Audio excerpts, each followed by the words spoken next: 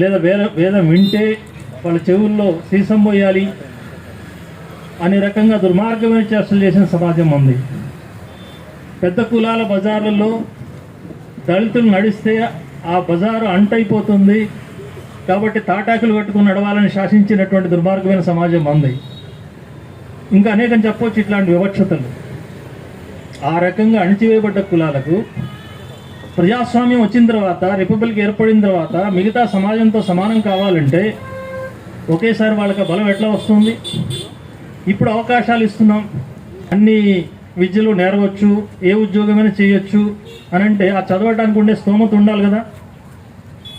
విమానాలు ఎక్కడానికి అందరికీ స్వేచ్ఛ ఉంటుంది, ఎవరైనా ఎక్కొచ్చు, మీరైనా ఎక్కొచ్చు, నేను ఎక్కొచ్చు. విమానం ఎక్కకూడదని ఎక్కడ రూల్ ఉండదు రాజ్యాంగంలో.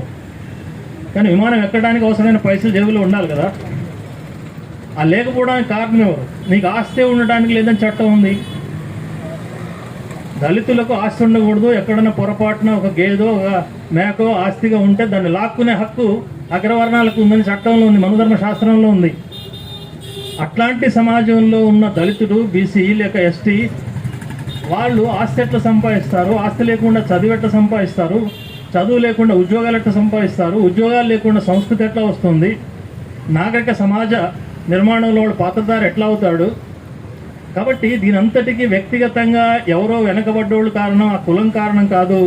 ఆ కులాన్ని, ఆ మనిషిని అణగదొక్కినటువంటి మొత్తం సమాజం దానికి కారణం. కాబట్టి తప్పు చేసిన సమాజమే దాన్ని సరిదిద్దుకోవాలి. ఆ సమాజమే వెనకబడిన వాళ్ళకు కొంత అవకాశం ఇవ్వాలి.